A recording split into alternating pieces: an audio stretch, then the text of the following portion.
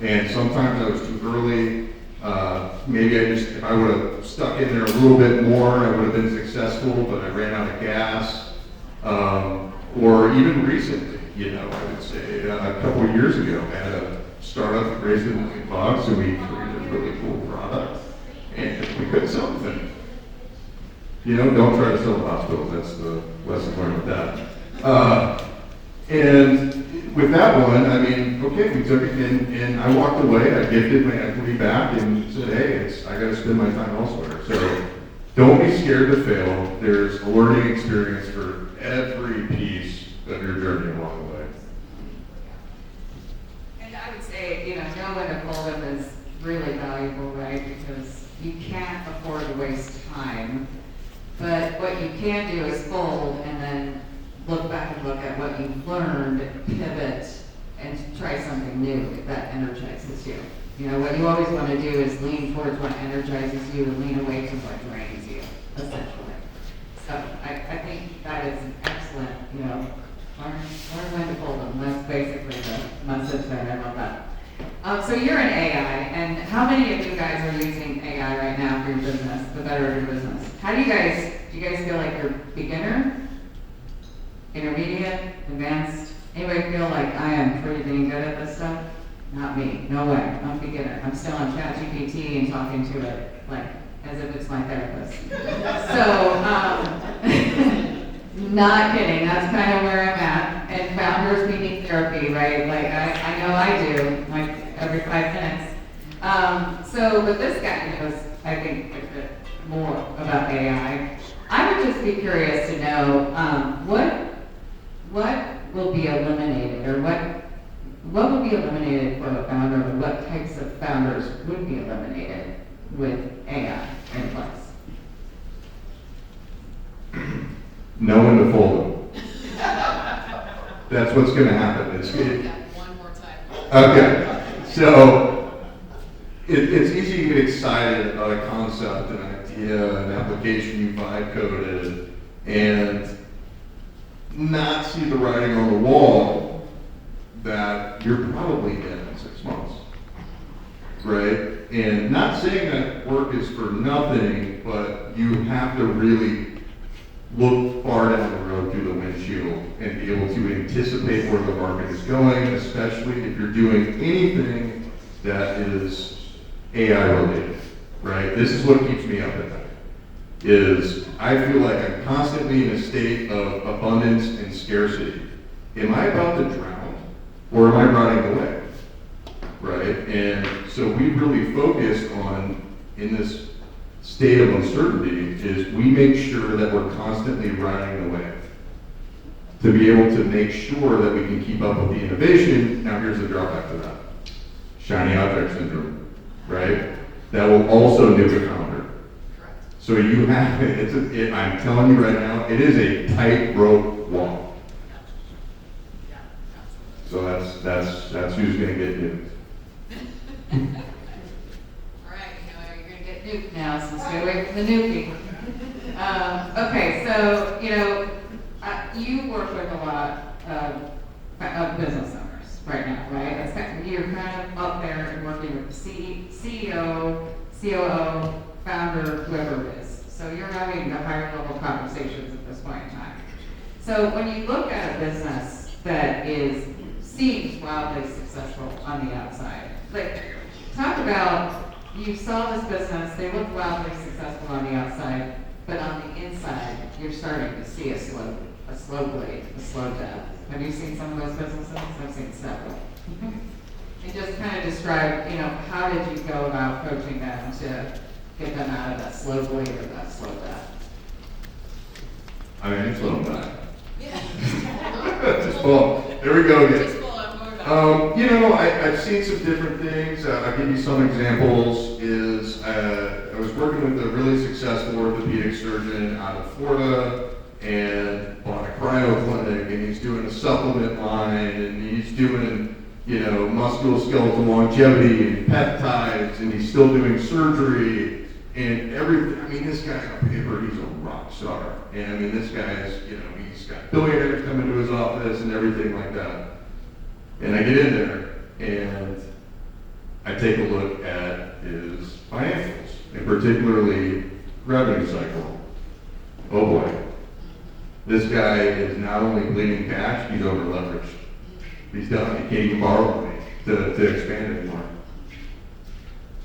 I would say another example, now this is when, a lot of times though, the founder or the owners, the CEOs, the COOs, they can smell something wrong, and they have a direction of where they think they need to fix something. But the conversations I love are, hey, so if they went through a transaction, what was your multiple? What were you valued at?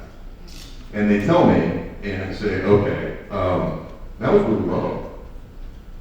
Oh, why? You know, how do we get this up? And it's like, well, you don't have your hands on the wheel.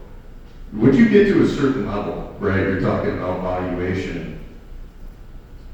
It's more important for a CEO to be able to project revenue 3 months into the future and be off by 5% than a CEO projects it and exceeds it by 20. If that makes sense.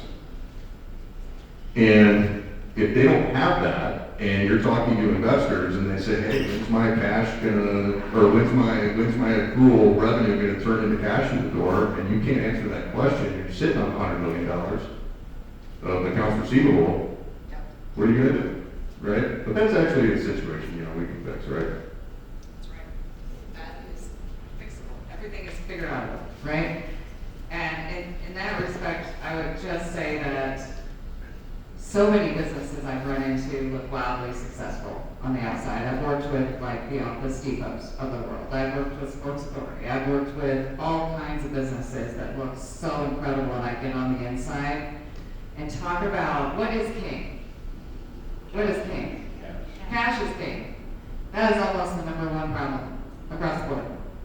Cash flow management, the lack thereof. So like I would always suggest to a founder, yes, you may have great appearance of revenue growth, but if you're not managing your cash, you could easily go out of business. Easily, even if you have a growing business. So, you know, learn how to do cash flow management. We just talked about that, didn't we? Yeah. Learn how to do cash flow management. All right. So if you could only look at, and I think we talked about this, but I want a different answer from you this time. If you could only look at 3 numbers, and you were looking at those 3 numbers because you were interested in investing in that business, what 3 numbers would you be looking at, and why? We're talking about startups. I don't care what you want to invest in. No, I mean, let's talk about startups, because Go for it. I think a lot of times, you know, you see a pitch, like we're gonna see later, and you're gonna see a bunch of numbers on the screen that a lot of founders are told that matter, but actually I don't really care about. So, yeah, so I'll tell you one about market analysis. You know, your TAM, SAM, and SOM. I mean, I could give a crap less that you think you're gonna get 1% of your market share based off of some weird numbers that AI gave you. I don't care. So I am more interested in, I would say, 1, can you sell this? What does your pipeline look like? And no, your uncle doesn't count. Right? I want, you know, and I'll drill into the names and say, is this just somebody you heard about, somebody told you about, or I mean, are these real people that are warm leads that are interested? Right? And then can we actually crosswalk that into what you're going to do next week? So I know I'm not giving you precise numbers here that I would look at. Okay? Yeah. And then the next thing I'm going to do is does your math make sense? So you have a go-to-market strategy. Now you just told me about your prospects. And when do you think the deal's going to close? Is it 2 months from now? Is it 3 months from now? All right, now let's extrapolate that over a year, because you just told me you're going to make $2 million next year. Is the math mapping? Yep. Yeah, so I would, any advice I give to a founder is a lot of the cookie cutter stuff that you're supposed to put in your decks, they're flyover decks, like people call Nebraska a flyover state, right? Sometimes you need them in there. Now, it can be great if you've got to send that deck to somebody to read, and maybe they want to know, all right, we'll put some thought into this, but that's not really what you're going to do tomorrow. And that's what I'm interested in. Amazing. So, and I agree with that. So you need to find people that are called bullshit if you're looking at pitching. Find the people who are gonna just really poke holes in your pitch. Like we had, I judged for the pitch contest over at Creighton, and I remember looking at these numbers and, you know, these guys are thinking they're so undercapitalized, so they think they're gonna spend $20,000 and get $2 million around it. I'm like, oh, total bullshit. You know, I have been in corporate for 20 years, I kind of grew up through the marketing, and I'm like, that is absolutely never gonna happen. You've gotta meet with people who can pressure test your numbers all day long. And it doesn't mean you have to just modify them every time you talk to somebody. You need to know who you're talking to, where they have expertise, and then make sure those numbers are right, because numbers are what matter. And then you beat the streets. Make sure you can execute on that. And then you really, you know, pressure test those numbers. So hopefully that helps. Yeah. All right, so I want to add something to that. So we talked about prospects, right? We're talking about revenue numbers and sales and those sorts of things. I think it's also important that you're able to really attach a number to what that prospect is, right? So for example, in our business, we got a pilot package, maybe it's, you know, $10,000 integration fee and $5,000 a month for a little bit of our platform, and then the growth tier is $30,000, and then you got your enterprise level, which, you know, that's a call me for a quote type of deal, that might get ridiculous. What questions do you need to ask your prospect to understand what that number is? Is it how much revenue they're doing? Is it size of employees? Are they funded? Are they not funded? If you really want to help them and they're kind of in some hot water and you work something out, do a free pilot, and maybe you give them an ROI, I think you should also work, you know, also don't undervalue yourself though. So if you can prove that you're going to provide a 4x ROI on what their spend is with you, you're gonna be their best friend. You should be able to close that deal all day. Yep, that's right. Yep, outcomes matter. So it's not what you're charging, it's what outcome are you producing. That's what matters. Are we, you want to do it now? Okay. Audience questions. You guys want to grab the mic? Whoever has a question, wait for the mic, please. Any questions?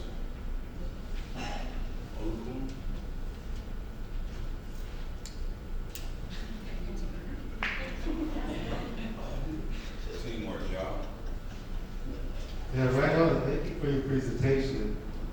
Question I had, you said that you did $1 million raise. How did you raise the funds? Was it like a grant, private placement, right there, your crowdfunding? And then if so, can you recommend the firm that you use for a subscription or investor? All right, let's pass the mic back. I'm gonna get another mic, y'all, trust me. Yeah, thank you. Great question. So I did the Nebraska Innovation Grant. Is that what it's called? Yeah, so we secured $70K through there. And then the $1 million investment came from a CEO in the space that I worked in, that I crossed paths with, that had some other doctors that were, you know, trying to invest, and they even spun up a new company for it. And so it really was just one shot, which to me is the way to go if you can do that, so you don't have a 20-person cap table for $100,000, and, you know, because you also want accredited investors. Always get accredited investors. Don't take money from your family unless they're one of those. I use Smith and Pauly. You know, I know one of their founders who came from Coley Jessen, which I would say, I don't know if you agree with this or not, but Coley Jessen's a well-known law firm, business firm, do a lot of M&A stuff. And I just really like Tyler, the founder. He's a cool guy.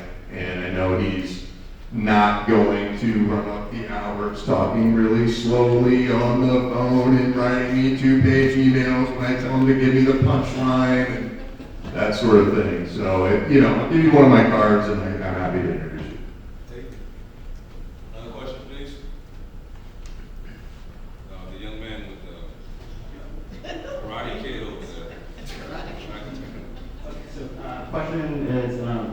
mentioned about arriving early.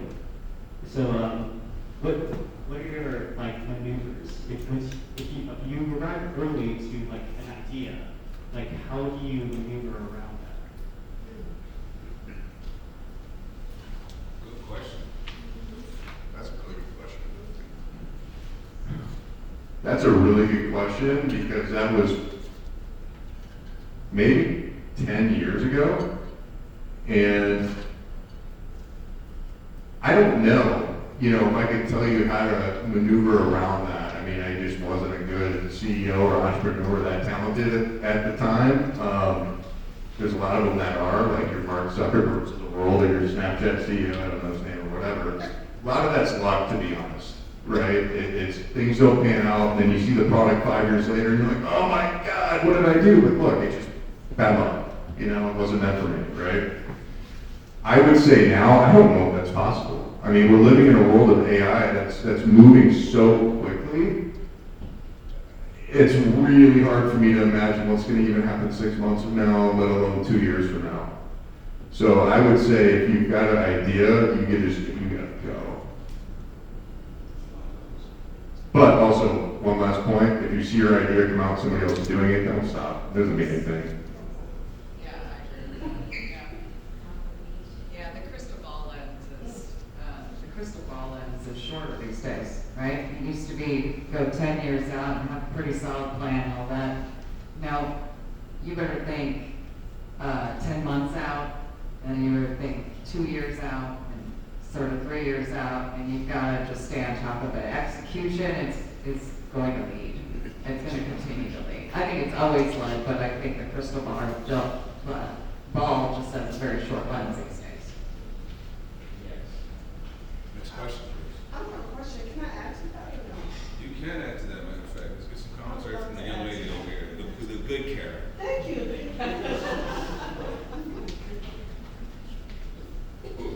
No offense. Yes, I loved your question about arriving early. I had started a business, it's called Athlete to Athlete, and it was a transitional mentoring program for student athletes coming to college. I ran that program for like 11 years at the University of Nebraska Lincoln, and then I left, right? And so sometimes you leave, the program leaves, right? But the concept, I kept just shelved, right? So now, 7 years later, it's coming back because of NIL and all the things that are happening with belonging and culture and things like that. So now I'm jump starting it again. So one thing that an advisor told me one time, like those things that you're too soon to do, right? Put it on the shelf. Like put it on the shelf, still massage it and work with it because sometimes it'll come right back and you just don't even realize it. So that's all I wanted to add. yeah, I love that. Does anybody else have a question? All right, let's pass the time. Let me see. Hold on, bro. Let me put the mic. Let me put the camera on. Alright, Go ahead, Joe. alright, kind of a two-part question, I guess, but I think some of the AI race being fast and shorter view and everything is true, but also we still have yet to see a vibe code tool really take over enterprise software or something of real meaningful impact beyond consumer apps. What are the things you're looking for that you think can actually hold true through this vibe coding era? They're not going to, I don't want to say not move as fast, but give you more of an anchor to be farther ahead, and whoever tries to repeat it has a harder time catching up.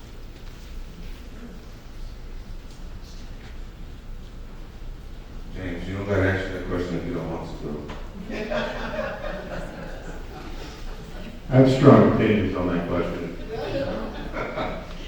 Okay, so I work in a highly regulated space. It's healthcare, right? And I never recommend vibe coding something in a highly regulated space that's going to be deployed in sensitive areas. That's a quick way to a lawsuit. So you've got patients, their PHI data gets leaked, and next thing you know, your company's hit with a $5 million fine.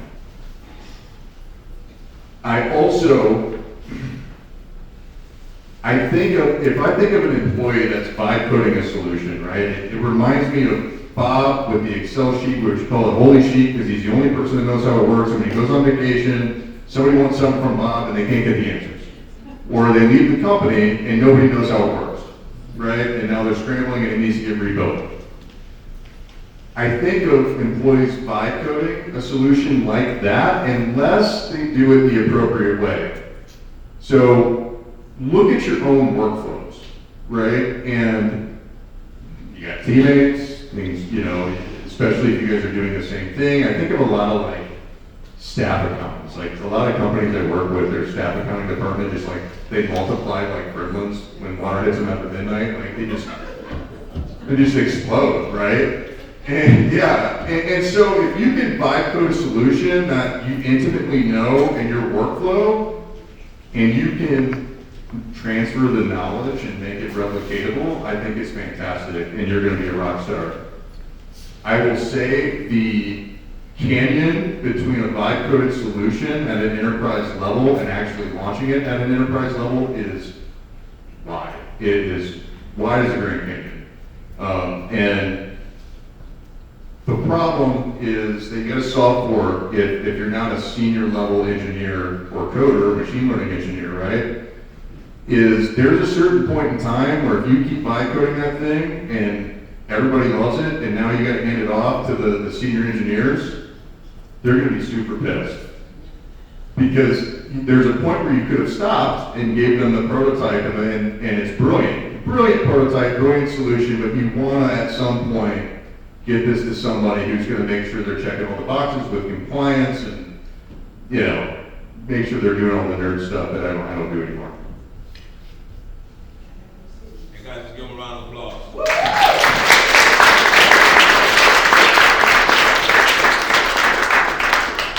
All right, so we're gonna have our first pitch. Tiffany Gamble, if you guys can come sit in your judges' chairs. Tiffany, where are you?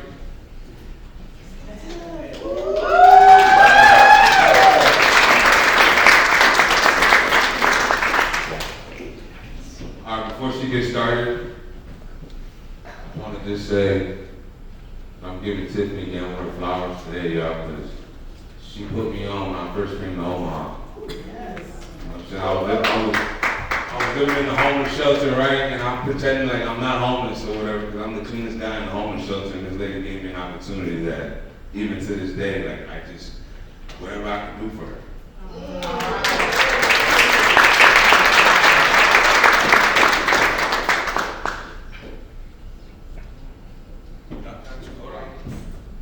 Get my phone.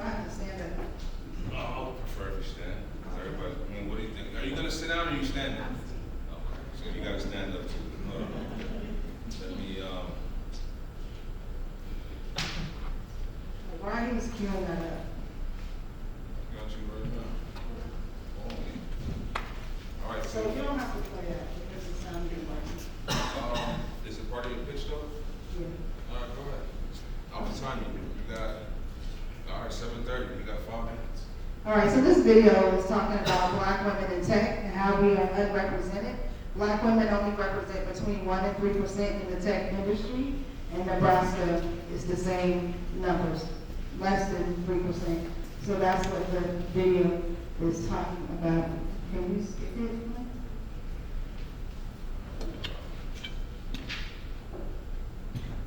So I just want to tell you a story. Can you indulge me with closing your eyes for 30 seconds? All right. So imagine walking in the room where no one looks like you. You have the talent, the drive, and motivation, but no mentor, no guide, no community. Now imagine a world where Black women in tech not just survive in tech, but thrive in the tech industry. You can open your eyes. That was me for 8 years until September of 2024, when I finally found my mentor through Goldman Sachs 1 million Black Women in Business program. That moment changed everything and showed me that mentorship should be affirming, structured, and accessible, not a matter of chance. Hey Tiff, On the app, can you- that's all you sent me. That's all I got.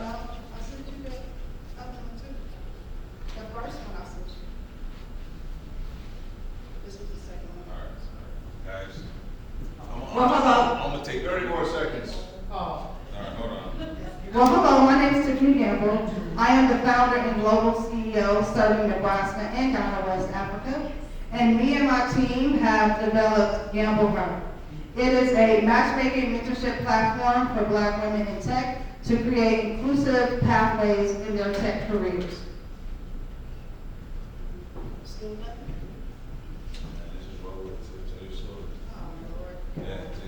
Did not. Okay. All right. So I don't have my pitch deck. I guess it's okay. All right. So I didn't come from the tech space. I started this journey January 2017. I had a dream, an epiphany about the plight of the Black community not having tech skills, not having 21st century skills. It was stark. It was scary. We didn't have jobs. And guess what? We're almost 10 years later, and 300,000 Black women don't have jobs. So my goal is to create a pathway for them, and not just in their backyard, but internationally, okay? We have the skills. I watched Hidden Figures in 2017 and cried.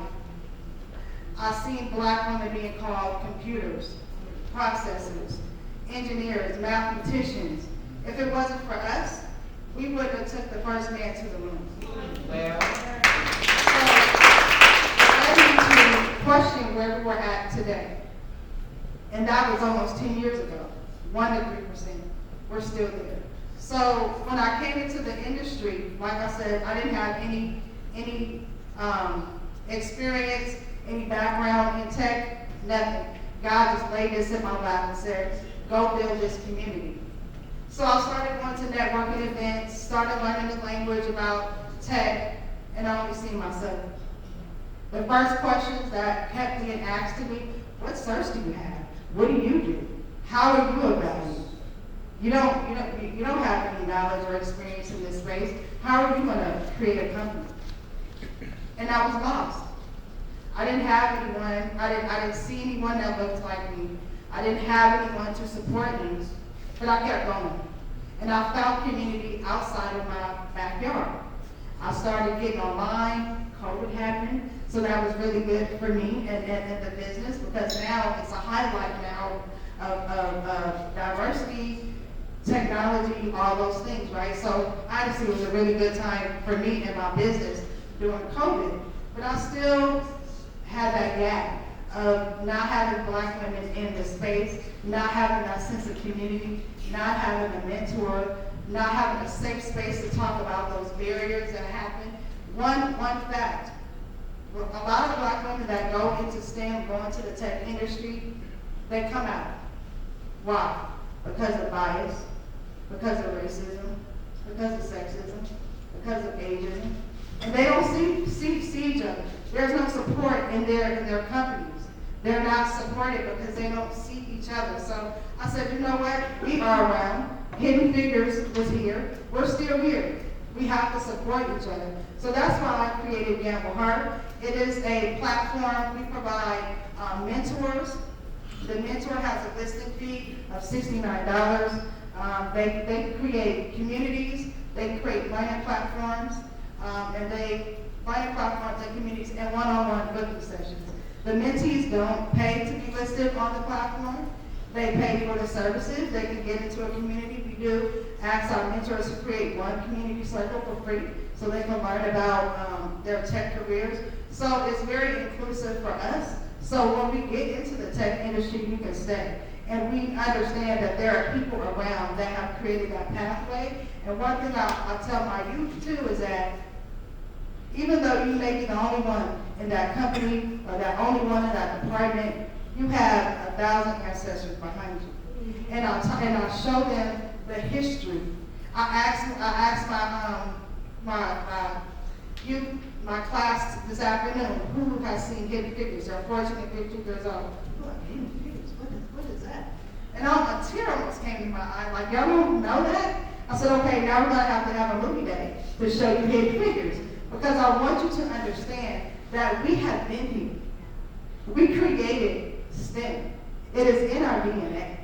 Like we can take, I say this all the time, as a Black woman, we can take 15 cents and make it into $1, okay? We can take flour sugar, egg, water, and make 15 things with it. So we are born innovators, right? So I want our girls to understand that they can go in tech, they can stay in tech, and they have a support behind them through Gamble.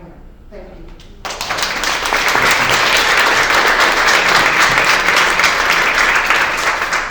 We're gonna open it up for questions for you, sir. Anybody in the audience got a question? Besides Olakun? Olivia. How do you engage? No, hold on, Olivia. My bad. You got here late, so yo, look to the mic. You don't know what's going on. Sorry, I'm pretty loud. Nah, All the judges. you'll get that. I'm sorry. One question for the audience. Well, hi, Miss Tiffany. Hi. How do you engage your youth who have never engaged with STEM before and get them interested in the topic? Great question. So Hold on, Tiff. Oh, Hold on, guys. Work with me here. Work with me. We're trying to keep this going. Thank you for that question.